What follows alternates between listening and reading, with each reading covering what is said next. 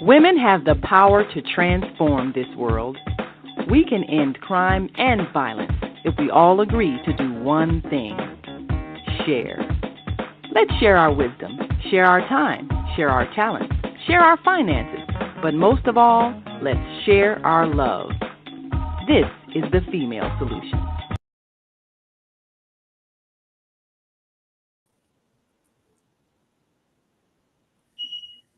Greetings, everyone. Thank you and welcome to From Seed to System.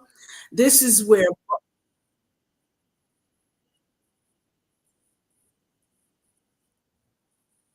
I got an echo. This is where bold conversations bloom and strategy takes root. I'm your host, Cicely McLennan, and I am a global strategist, a Afrofuturist mama, a cultural cultivator, and the founder of GenAg LLC. And I am going from healing foods and farmers markets to international trade and wellness retreats. I build systems that nourish the body, empower communities, and connect continents, and really connect us to the continent. So this podcast is for visionaries. This is for the doers. This is for the builders. And this is for the bold. So let's go and let's grow something together. So today we have Dr. Na on the line. Now, just to, give her a super bold introduction. This is my people right here. Okay. As I noted when I invited everybody to join us today, we are both something else by ourselves, but together, let's go ahead and show the people. We don't just talk about it. We are doers. Welcome, Dr. Na. Thank you. This show is this show is going to be so lit. So lit. I'm so excited. You don't even know how much, but I'm just happy to be with you. And you said my people. So that's what I want to hear. You're my people too. Every time we get together, something really great happens. I remember the first time, thank God you reached out to me. And I was on your podcast, The Black Queen Show. And so from there, it's just been like a uphill, and we just keep building stronger. Yes, man. Yes. So believe it or not, when I was doing your thing where you described the person, and I said, oh, well, she's a cultural anthropologist. And so somebody was like, what is that? So I want you to, because this is America. Some of our audiences in America, some will be other places too. But here they have a thing where they kind of dumb things down to third grade, sixth grade level, because unfortunately, that's where a lot of people are at, and that's where they can understand. So I want you to give us about your background and explain to us what is a cultural anthropologist. Okay, I love that, because if I can get a penny for every time somebody asks me, what is that? I think I will be a millionaire by now, but it's okay. I'm okay with it, because to be honest, when I heard about it, I was like, huh? What's that?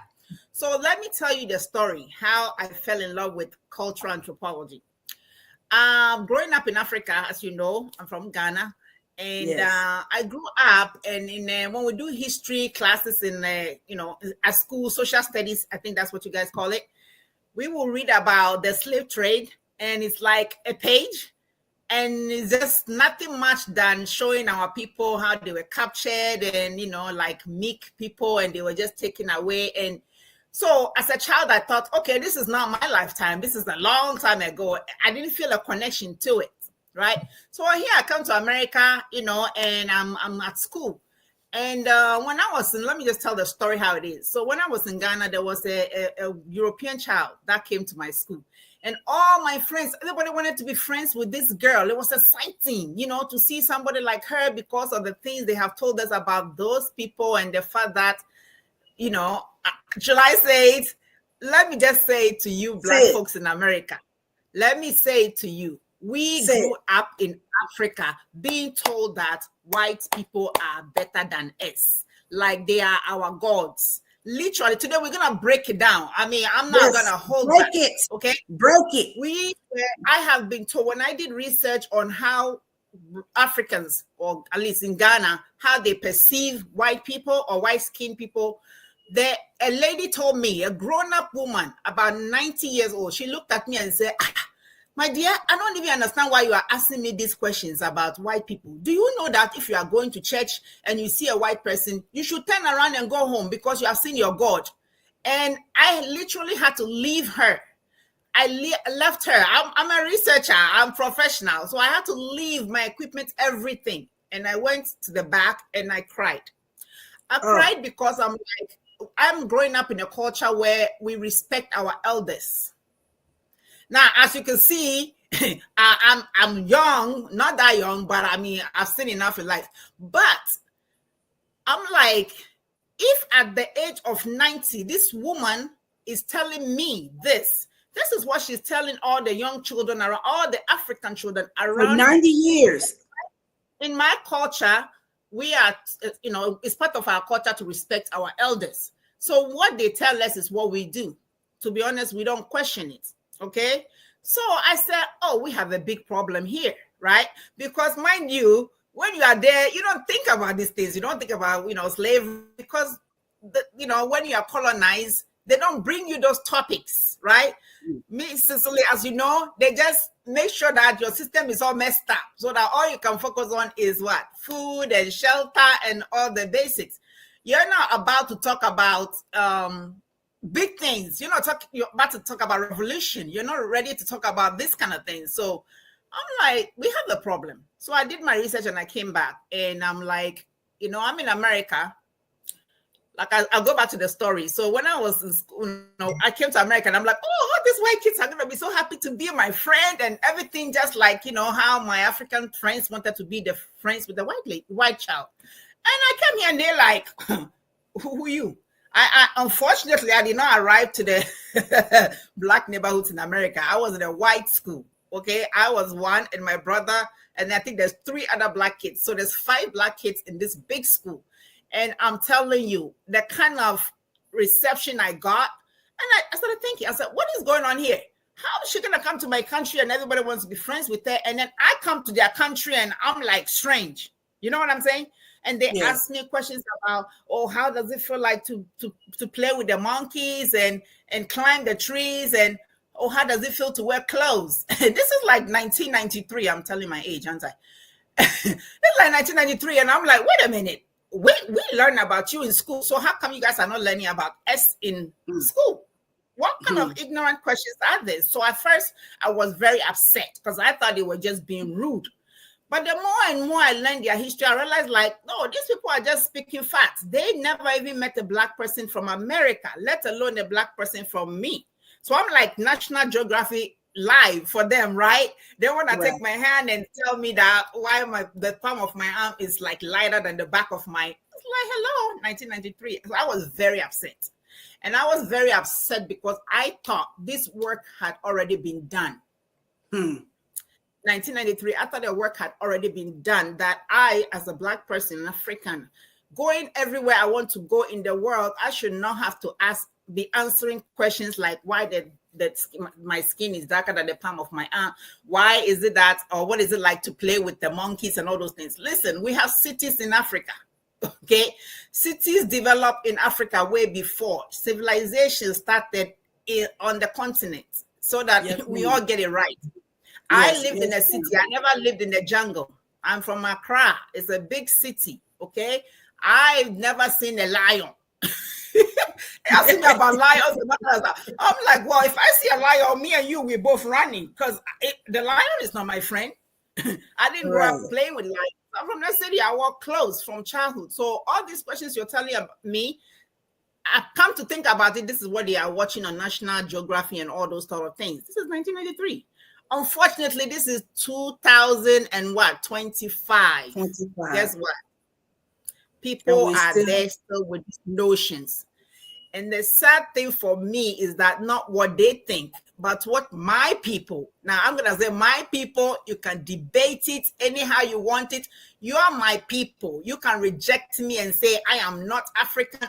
whatever you want to say, that's fine. Come get me. I'm ready for you. I'm going to say that because it's time. And now I'm hearing all these things. Oh, I ain't African because my hair is this and blah, blah, blah, blah. Excuse me. When they see you, they see me, whether you like it or not. Whether whether you're lighter than me, whether your hair is relaxed, whatever it is, when they see you, they know you.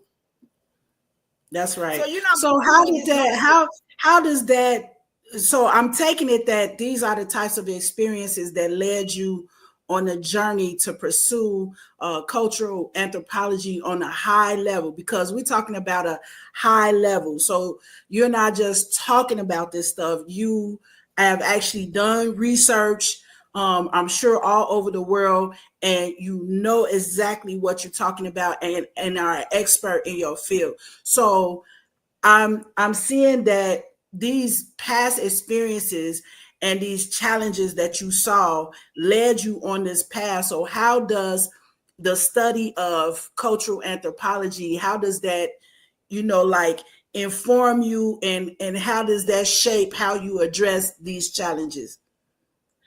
I love you so much, because you are like my soul sister. We say soul sister, but this woman, she's me. She's me born in America. That's it. And I'm her born in Africa. You know what I'm saying? The ancestors have come through us, our past life. But thank you for bringing me back, because she knows when I get going, my brain. So cultural anthropology. So when I went to college, I wanted to study human genetics because I was very excited about sickle cell and I wanted to know more about it. So I go to college, I'm doing my science, prerequisite biology, this and this. They're still asking me all these silly questions about, the monkeys and all that. I'm like, okay, let me focus. I came here to do this. So I'm there and I'm taking science classes, and I took a psychology course, and I'm like, okay, there's something here. let's keep listening, right? So I'm focusing. Then somebody talked to me about cultural anthropology, and I'm like, cultural, okay. So they have cultural anthropology, and these people are not learning about different cultures. Okay, let me take a class and go find out what it's all about. So I did. There I was. I'm sitting in a class, and they're talking about me. Talking about me. My people. And I'm like, okay, you have some right. Because the thing is that we as Africans, we are not one people. And that's Mrs. Lino. Even Ghana alone. So the anthropology, I just fell in love with it, because I'm like, this is the kind of questions they're asking me. You know what I'm saying? And they need answers. So let me just say that they don't know. They're not being rude. They just don't know. So let me see what it's all about. So I started reading about it, and I'm like, okay, at that time they were reading about a lady from one of the, small tribes in Southern Africa, right? Mm-hmm. They were reading about her and her story. And I'm like, okay, I guess I need to tell them my story. But I really fell in love with cultural anthropology, because I'm like, you mean I can teach people about these things and get paid? This should have been done a long time ago. And then the thing is that I have a question about that. So you looked at cultural anthropology kind of as a way to help address the problems that you encountered. So I'm going to feed this system with more information, more research about what Africa is, what is the real deal behind African cultures, because obviously these people don't have, good information. Yes, you are so right. So that's exactly what I decided to do. And so let's just get it clear, because if you ask me, are you okay? Why aren't you studying business? Why aren't you studying medicine? Why aren't you doing law? Why are you doing nursing? Excuse me. Is that all Africa, is that all we're good for? Nurses and health professionals, blah, blah, blah. What about the intellectuals? These social anthropologists and cultural anthropologists, they make decisions. They write about Africa. So that's why I went into it. So let's just get what it is. Cultural anthropology is the study of cultures.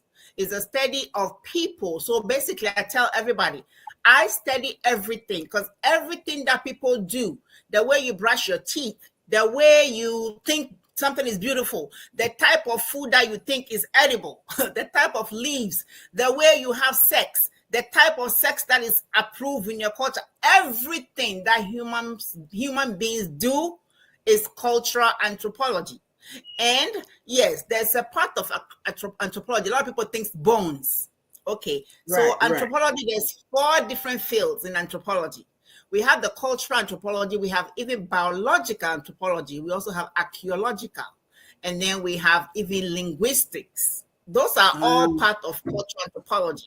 Okay. Now, archaeologists, they deal with ancient civilizations. Okay, that's where we get the bones. I think there's an Indiana Jones or something like that movie that was made, and so people heard, okay, archaeology.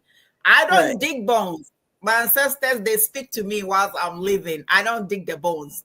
I don't dig the bones. So I study cultures, okay? And this is the thing. When I got into the field, a lot of times I'm in a group of anthropologists, cultural anthropologists, and I'm the only Black person. I'm like, shouldn't more of my people be represented here, since they are making decisions about what happens to my people? So don't get me wrong. I didn't come from a rich family. I didn't have a silver spoon. I didn't have the golden spoon in my mouth for feeding, whatever you want to say. But I realized that, listen, if Nkrumah did not step up out of his comfort zone and dealt with things, Ghana will still not be independent. Absolutely. So absolutely. I had to put my drive to make a lot of money, to take care of my family and all those things. I had to. It's a sacrifice, but I made that sacrifice, and it has cost me dearly. Yes, ma'am. I know about the cost, but it's okay, because this now that we have established that part, I want to move us into talking about the business that you are doing and some of the current projects. So I know, because yours is a little like mine, so things are intertwined. We can't really separate, the study and the research from the business, because as you and I both, we don't just talk about things. We are building things and creating impact with the things that we are building. So I want you to talk about, the financial part. And then we're going to move into more about, the current projects that you're working on that I think build on top of the financial, your role as a financial advisor. Yeah. So I had a picture. I'm going to try to pull it up if I can while you're talking. Okay. All right. So I guess you want me to mention the finance a little bit. Okay, so this is the thing. Again, I also need money, because if you know anything about Africans, our families are not just lean, it's not nuclear. It's not just dad, mom, and children. Okay, our families are everybody, auntie, uncle. Even when you marry into a family, they also become your family. So in terms of money, trust me, I need it too. But as a cultural anthropologist, I went to school, I accumulated a lot of loans because nobody was teaching me what I was doing to myself. They gave me the loan, I took it, which happens to a lot of Americans, not only Africans, okay? So this is the thing. So you finish school and you think, okay, I'm going to make big money right away and pay back. That didn't happen. Okay, as you know, here the colonizer that's their seat, and I'm trying to get one of the seats, right? So me getting a position as a cultural anthropologist to teach at the university that I want was not coming very fast. Okay, because a lot of times I will apply for a job about teaching about Africa, and somebody who is not an African will get a job. You know it. Somebody told me, sister, you never heard there's that thing as a PhD in Black. And I'm like, well, nobody told me. So I'm Black, a PhD, too much knowledge. You understand what I'm saying? So I'm sure they want me to be teaching what they are teaching. But of course, as I come across, people tell me I'm a little bit of a militant or a revolutionary. Yes, I am. Because sometimes I get very, very upset. Okay? That I have to answer certain questions upon all the work that Malcolm X have done, and Martin Luther King and Kwame Nkrumah, and other people who led the path. Right. So there's more work to be done, right? But what I learned about finance in America is that not knowing about finance can really, really hurt you. And Come on. Honestly, I don't know, but I'm so sick and tired of poverty looking like me.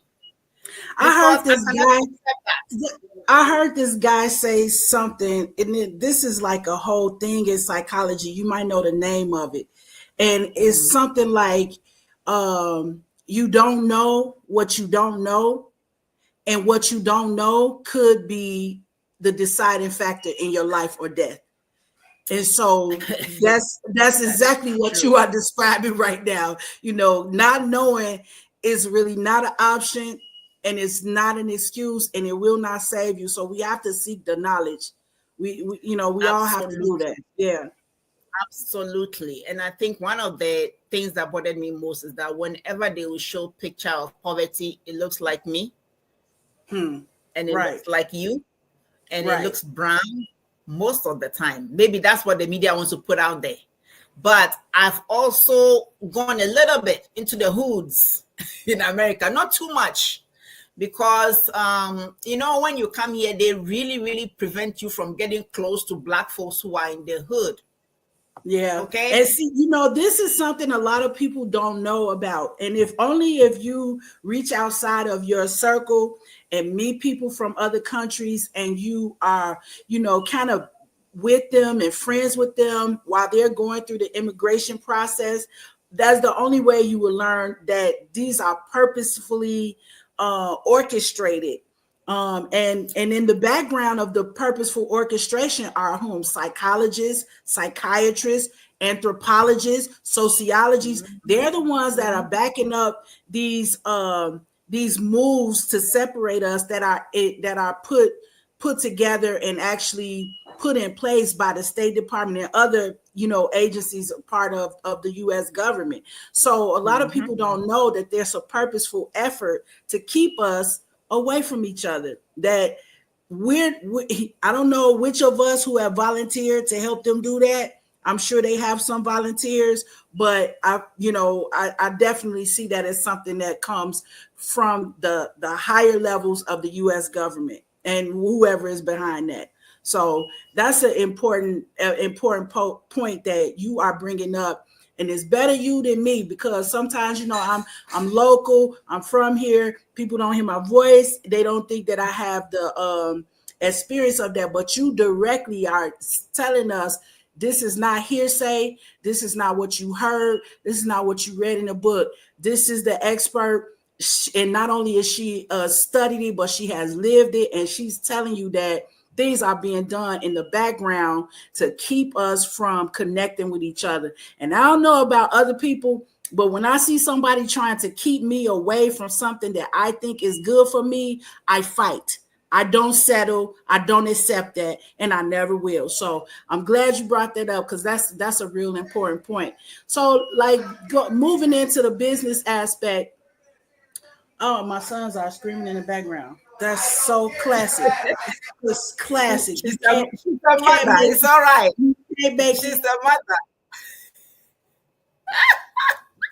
Okay. So anyway, the point is that's a true Black queen, right? That's a true Black queen. We always doing stuff. We always doing many things, but it's all good.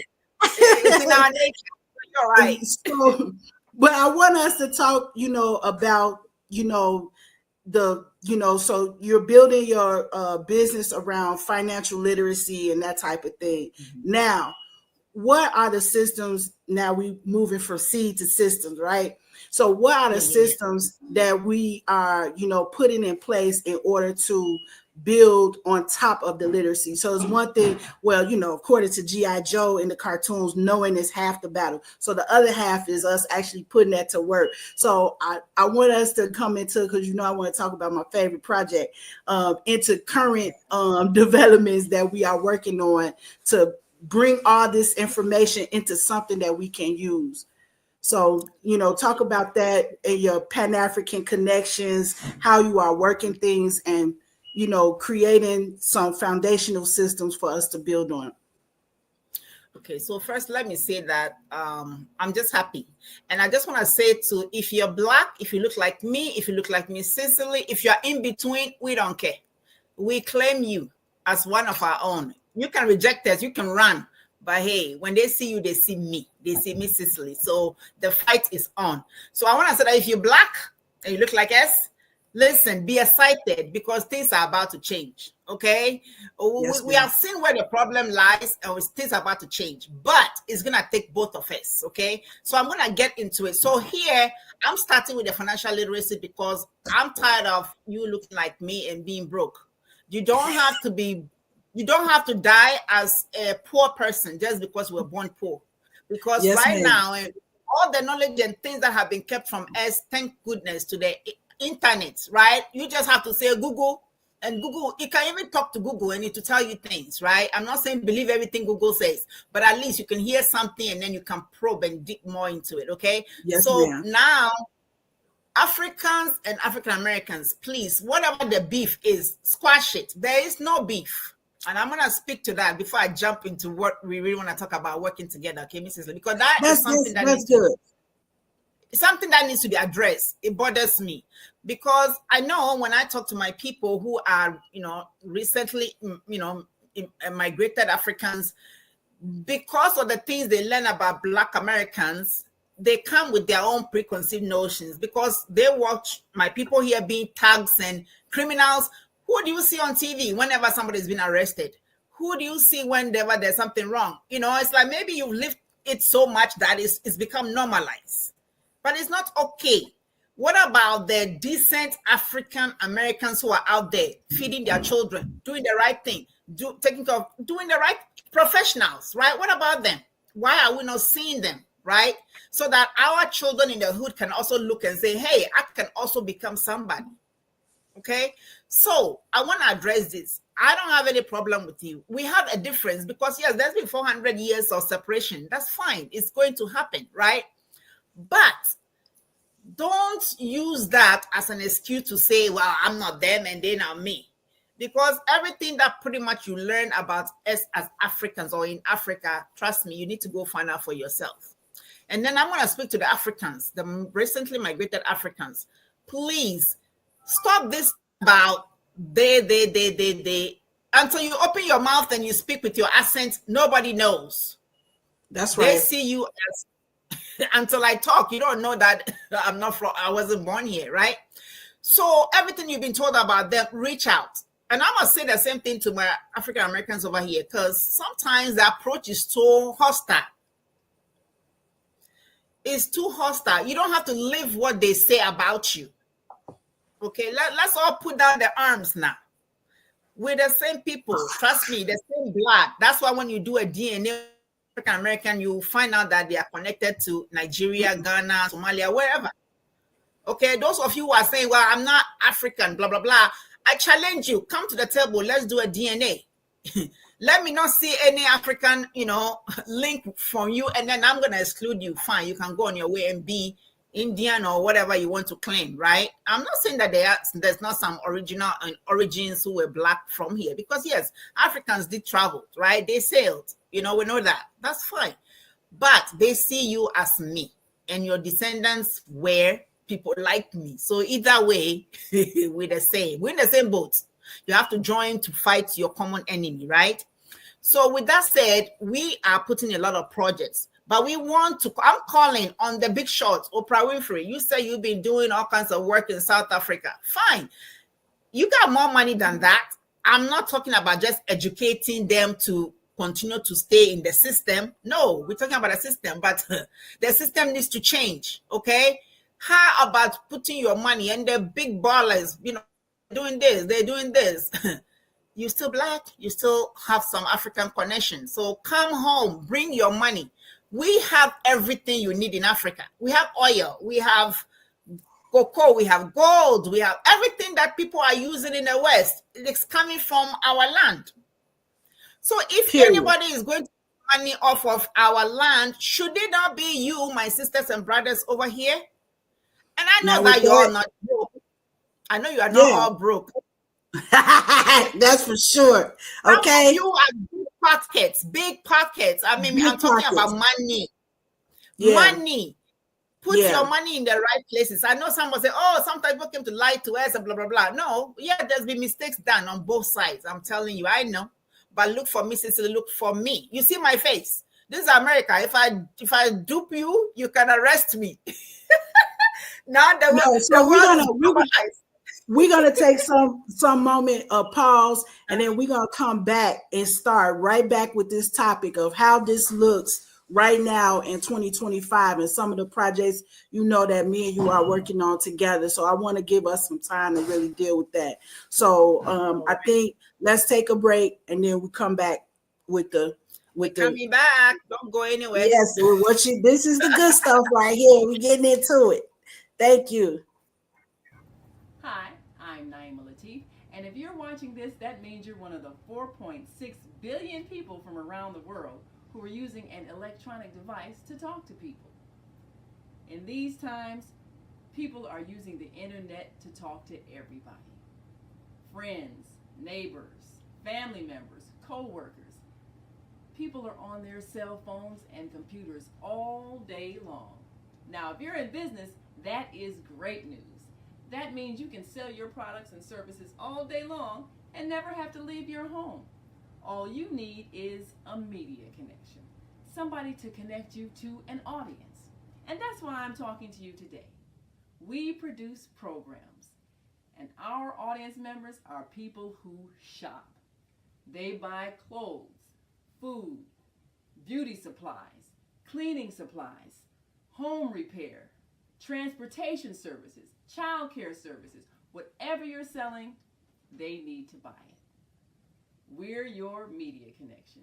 Just follow this link, and tomorrow you can sit back and relax at home while your business is making you money.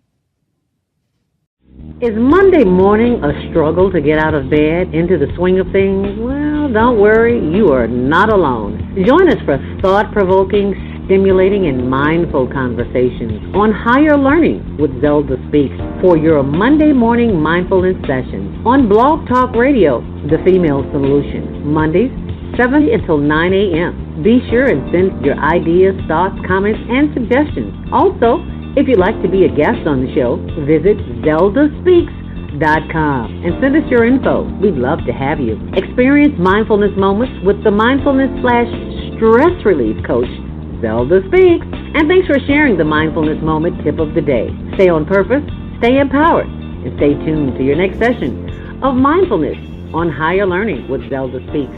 Make it a mindful day. And thanks for listening.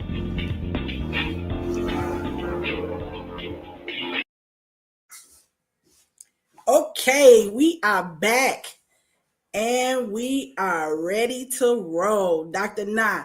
Now look, this is getting to my favorite parts, but I want us to talk about two pieces.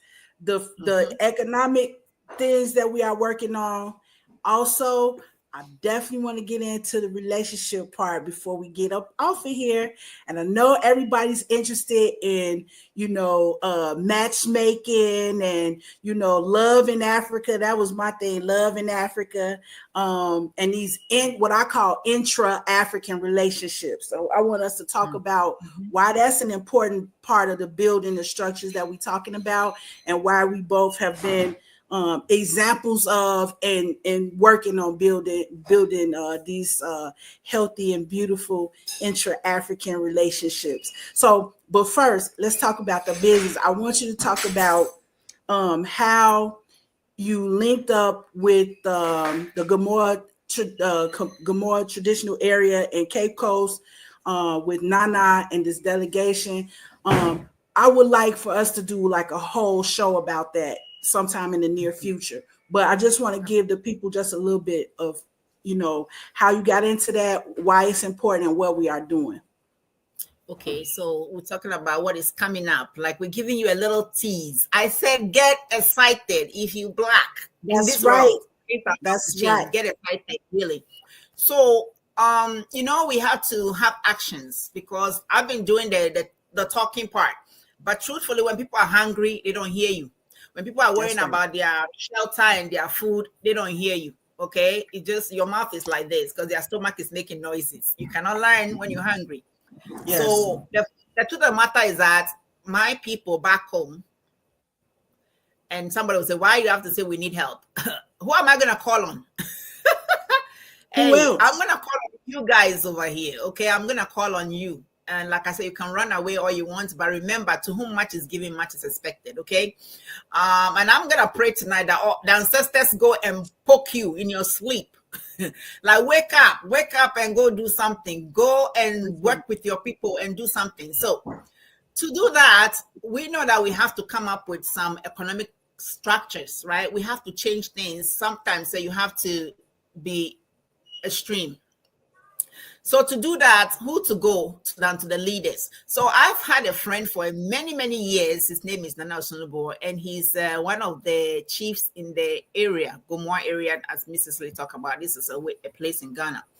But, you know, it used to be that they brought the tobacco, whatever. They came with the gun stuff to, you know, trick our people to give them what they wanted. And then, of course. So now these chiefs, they are not that type of a chief. You cannot fool them. You cannot dangle whatever for them to sell their people to you. They will not do that. So Nana is the leader of this particular group that I'm talking about. They're a group of chiefs. They have their own businesses. Some of them have lived in the West, so they know what they're dealing with. And they are back home because they want to develop their people. They want to create jobs. They want to do stuff. But they don't want to work with just anybody. They want to work with African Americans because you guys are our sisters and brothers. And we know that you know more about who we are dealing with. So we know that if we come to you, you will work with us. So that's why this opportunity is not open to anybody else, but our people over here, meaning you guys, my siblings. I call you my African American siblings, my diasporan siblings, right? So we are about to do some big things, but basically our goal is to take back Africa and take back our power, okay? We, people looking like us, we need to control our oils, we need to control our cocoa, our gold, our everything, tomatoes, cassava, whatever we got, right? It's ours. So we are going to be starting businesses, okay? And that is going to be funded by African Americans, those who see the vision that we have.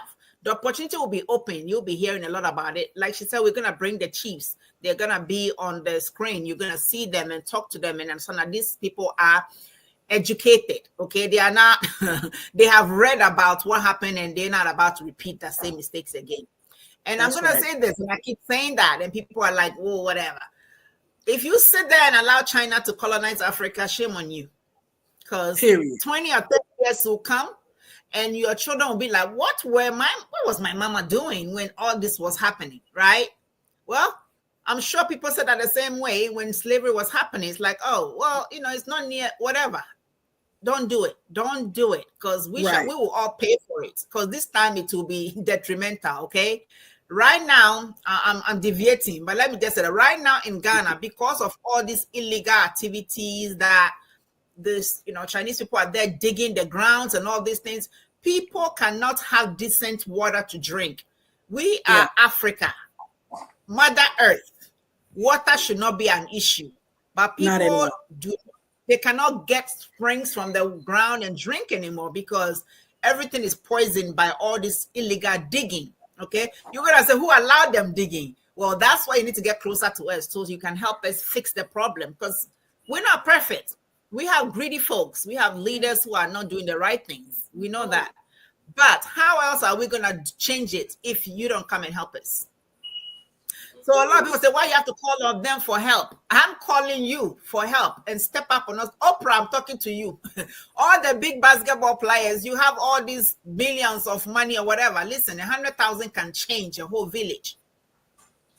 Why can't you own the systems producing cocoa? Why can't you own the system that is controlling digging the gold, you know, and the oil? Why can't you do that? But you have money. So this is what we're getting into right now.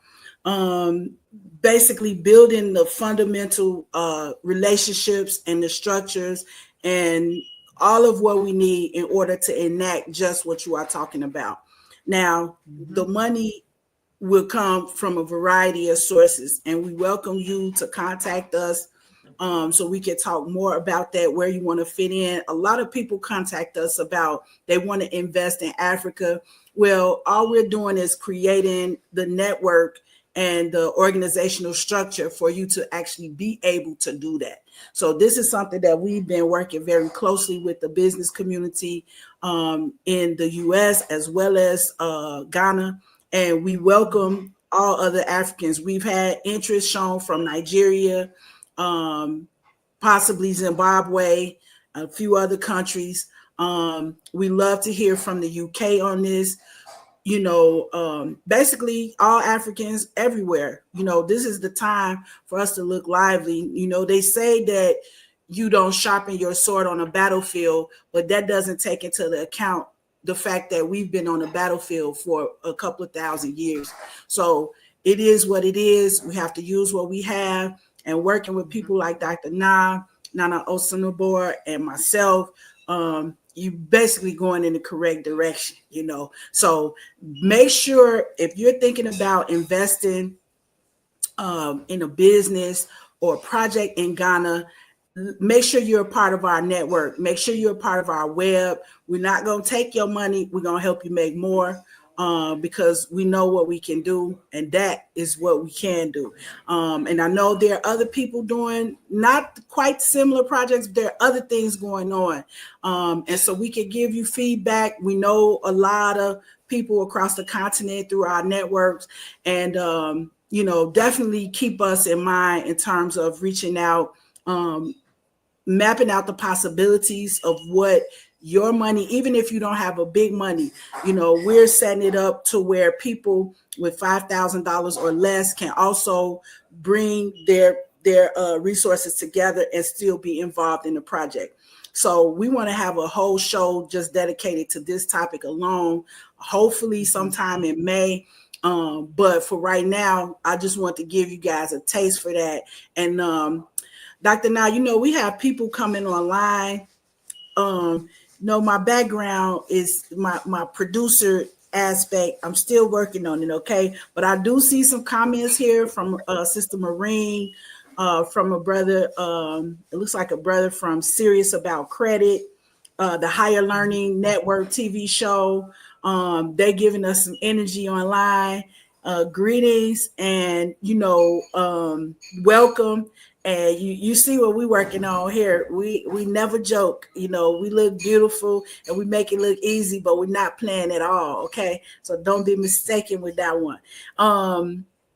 So before we get out of here, I really want to get to our favorite topic, because this is how I met you when you were doing your podcast focusing on people who have relationships that are with one person that was born in America and one person that was born on the continent. And myself, I've been involved in that type of relationship for a long time. So we had a long conversation, went into my background, and that's how we really connected. So I want you to talk about your matchmaking, thing, and just kind of how all of that fits in with building a stronger Africa in general. Oh, and let me just say, I too do matchmaking, but not on the level like what you have a whole thing set up. So I want you to talk about, the Black Queen show, and how you guys are moving into,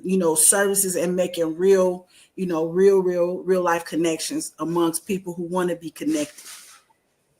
All right. And of course, me, myself, I love to talk about love. I mean, love is a beautiful thing. It is a beautiful thing. Yes, ma'am. And it's like, I know it's a beautiful thing. It's better to go through life with somebody. Our African people, this is one of the reasons why we got into trouble. African folks, we love people. That's why when they came, you know what I'm saying? They extended the Bible, and we took the Bible, and then they're holding the gold, and we're still holding the Bible, right? But let's not go there. But what I want to say is that to be able to really do, complete the mission that I and Cicely and all the chiefs that are connected with our network, to be able to do that work, we really need to come to understanding. We have to come to the table. Okay. And what better way to do that than through love? Okay. So the Black Queen show talked about, I did talk to, a series of people who are in that type of a relationship to see how it's working. And then, in addition to that, I was doing some researches and, me, myself, from my cultural background, trying to figure out how this intermarriages can work. Yes. Because there are horror stories out there, Oh, yes. The truth of the matter is that the way the Black woman is in America right now, if you take them and to an African man, that's disastrous. It's not gonna work. Okay, because over the 400 years, so many things has happened to our sisters over here. I'm telling you, some of these sisters, I just have to talk them down because they're angry. They have the right to be angry. You know what I'm saying? But sometimes you be so angry, you are chasing away the good thing that's coming to you. Okay. Yes, and yes. So what we're coming up right now is it's gonna be intermarrying, but it's not just any type of intermarrying dating format. It's strictly for Pan-Africans, because you have to be able to engage on a whole different level. You cannot be a sister here who just try to hold the man down, like hold the chain to their neck. Where are you going? Whether the African man was a warrior, so you cannot hold them down like that. And you know what happens when you do that? When you hold an animal down and you release, they just go. So that's not how to deal with the African man. I'm not saying that the African man is not naughty. They are not perfect. They got their issues. Same with the African woman too. We all have stuff that we have to go through. Yes. But we want to make relationships work, because when you have a child with somebody born in Africa, you're home. You cannot stand by anymore and watch another person come and abuse us, because now what? You are what? Vested in Africa. So that's the goal. We want to encourage a lot of intermarriage, but on the platform that I'm going to have, it's called Diaspora Meets Africa. I'm getting excited already because a lot of people have shown interest, but we are actually going to be working with people who are back in Africa. They're not looking for love for green card. Relax. Because the platform, if anybody is, we're going to do some background check and things like that and do some quizzes, investigate them to make sure that you have the right mindset. We're not looking for the people going to be on the platform. The Africans on the platform are not going to be looking for green card. Some of them or most of them are going to be okay with where they are in Africa. Do you know that there are people in Africa who don't want to come to America? You all never know that, right? Right. There are people in Africa, they're like, no, I'm okay. I'm good here. I don't want to go. Because yes. they know what's happening here. It's just glorified slavery. That's all it is. Yes, that's life in America. I just came back from Ghana about a month ago, and I'm like in this confusion because it's like, what am I? I'm in dead space right now. Okay. Yeah, so it's not easy. It's not easy. There is no life here. People just go to work and come home with dark, robots, right? But that's exactly why. That's why it's important for us to make this connection, because whatever it is, because we got to get something from America, whatever that is, if we don't really plug it into the continent, it doesn't work as well for us. It doesn't grow for us. It doesn't create stability for us. If I didn't have, Ghana and Africa to me as my foundation and my back, I would be miserable and depressed like so many of the people, here are. They say the average person that's 50 in America is taking 12 pills. 12 pills, the average. The average person here is suffering with all manner of metabolic disorder, including depression, high blood pressure, all kinds of, disease, and it's uncomfortable.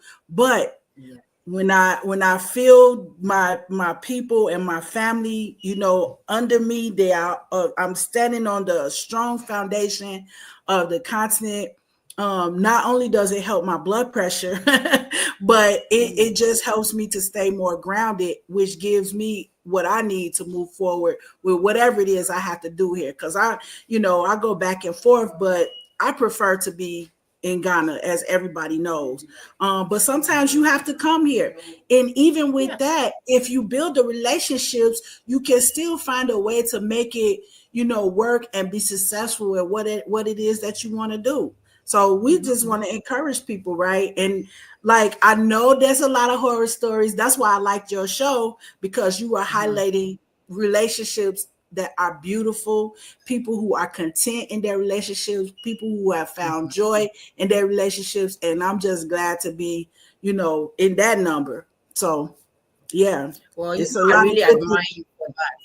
I admire you for that. Because though you are a strong woman by all sense, you've also managed to have a relationship with a man who was born in Africa. You have made it work many years. Yes. So that's a testament that it can work.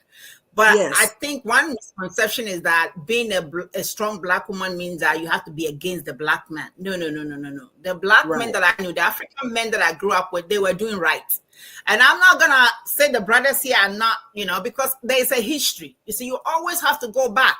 And when I say people think I'm excusing, I'm not excusing. In America, there's something called psychic wound. I don't know if you guys have read much about it, but I truly believe that people who are descendants of slaves, they've been traumatized so much that they come back with more trauma that they need to solve. I'm a culture that believes in reincarnation. Okay. If you come to this world and it's horrible, think about it. I mean, you have a child and they dragged and taken away from you. A woman will go crazy in these days. But this, slaves had to endure this. So imagine this kind of pain. Man, you die, you come back with it. So we have to do healing. But, we have to do healing. There's so much healing that needs to be done from everybody. If you're an angry Black woman, you need to ask yourself, why am I so angry? Come talk to me. Come talk to me simply, right? We're trying to do a lot. There's so much that's going to be happening. So on the platform, there's going to be a language portion where you can get to reclaim your language. We're going to teach you. Oh, nice. There's also going to be learning skills about how do you talk to an African man? How do you talk to an African woman? How do they talk to American, so that you can come to understanding? Because there's going to be challenges with words, trust me, because they're going to look at about 72 different languages. So, we're going to have that portion. And then, of course, it's going to be a continuous thing, checking in with couples, making sure that, we will not be referee, right? We'll be referee on the side. So if you start coming across some conversation, like, I ain't got you, no, what is he talking about? Come to us, so we'll be with you along the line. And we're going to make sure that your trip back to Africa is going to be safe. Please don't get scammed. There's bad people everywhere. There are bad people in Africa, bad people in America, Europe, everywhere. Don't get scammed. Try to make sure you're connecting to the right source. There's a lot of people who are offering all kinds of things in Africa. Don't do that. I know Miss Cicely. She knows where I come from. I've seen her in my country. So we know what we are talking about. There has to be a trust for this to work. So first, you got to trust us. Let's build. If you're looking for a good African woman, a good African man, and my sisters and my brothers, we have to tweak a little bit. Because, we Africans, we don't do too well with the anger and all that, so you got to come, you have to come with us, but let's come, join my show, come, let's talk more. My information is with Cicely. You can connect and you can get on the platform for a fee, but the people you're going to meet in there, they've been investigated from back home. We know they are who they say they are, and what they are doing, we know they are doing that. So, and they're not in a rush for a green card. As a matter of fact, the platform, if they talk about green card, they're going to be flagged and they're going to be dropped from the program. Okay. So you can be confident that somebody is loving you for you and not for a green card. Okay. So that's what this platform is going to be offering you. You're going to hear more about this on my Black Queen show. A lot in the works are coming, right? So now we have two, okay, at least 3 or maybe 4 shows just coming from this conversation, because we have to dig into this relationship piece. I know myself, I have a lot to offer in that regard. And, one of my younger cousins asked me, she said, you've been on the continent, give us some of what you learned about conflict resolution. And so that's something that I really do want to share. I think people can gain a lot from it. And I definitely want to dig into, this platform you are creating, and let's talk about that. So we're going to have a economic show and a love show. That's on my platform. And then hopefully we'll be doing the same thing on yours. And let's just keep, African love and African power in the center of our conversations. I just appreciate you so much for being available. I love you. It's not even appreciating. I love you. Right? I love you. I love you. For real. I mean, it's amazing. People don't understand. We were connected to the internet, but it's like I'm telling you guys, you got to believe in something. I know we live in a scientific world and but trust me, the ancestors, they are in our blood and they are still working. So me and Miss Cicely, we were some warriors. We were some warriors back in the days, and we fought and they knocked us out, but we back.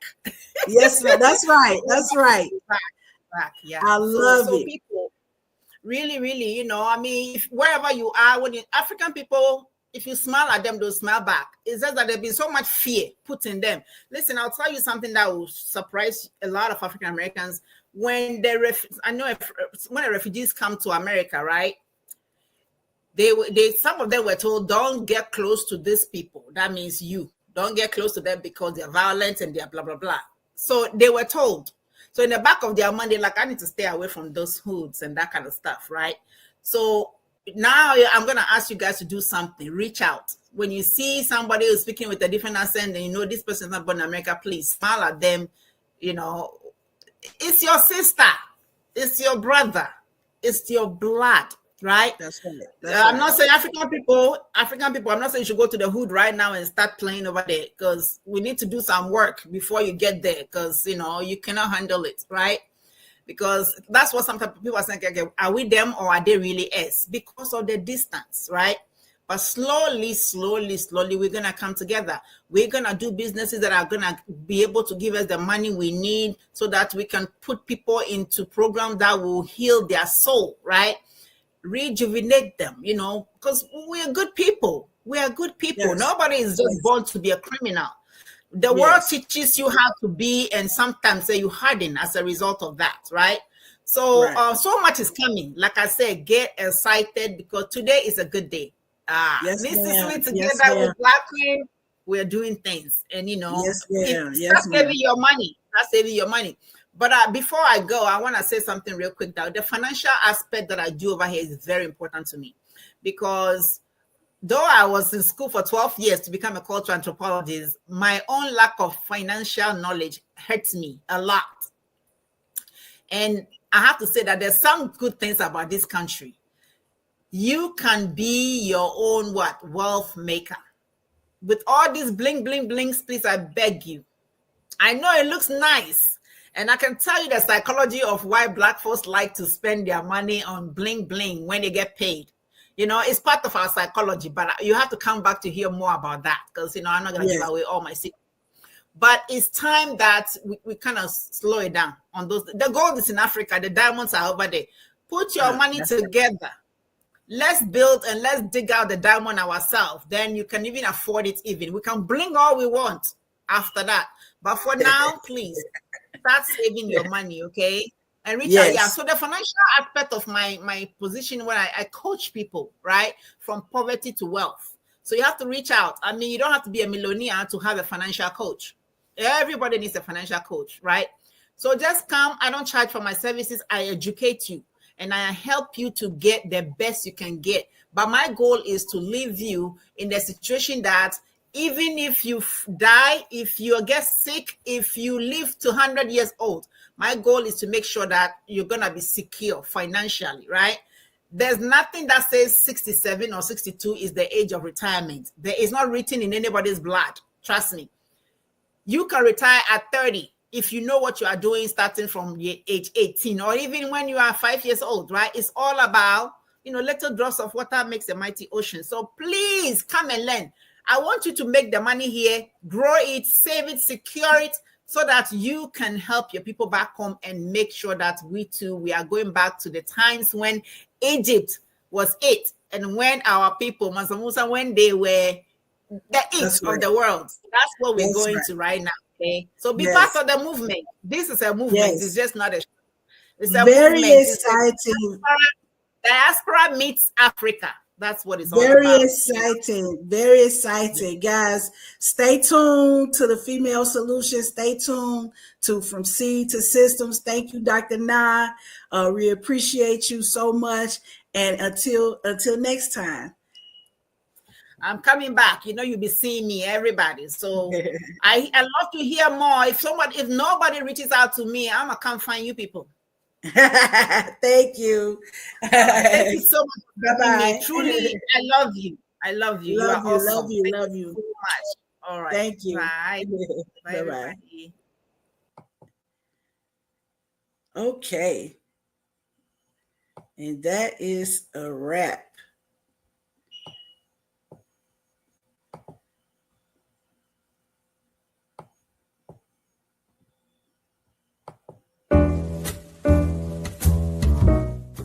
We've come to the end of our show today. If you missed any broadcasts, go to our website for the audio and video archives at www.thefemalesolution.com. On behalf of our team of radio hosts, I'd like to thank all of you who participated in today's discussions. And to our global family joining us from all around the world, we say thank you. To our family in China, xie xie. India, Dhanyavad. Japan, arigato. Korea, kamsamnida. Russia, spasiba. Germany, danke. Poland, dziękuję. France, merci. Spain, gracias. Italy, grazie. Egypt, shukran. Ghana, madasi. Nigeria, eshe. South Africa, Ngiyabonga. Senegal, Jaref. Kenya, Asante. Israel, Toda. Pakistan, Shukriya. Afghanistan, Tashakur. Saudi Arabia and Palestine, Shukran. Assalamu alaikum wa rahmatullahi wa barakatuhu. Thank you, and may peace be upon you and the mercy of God and God's blessings.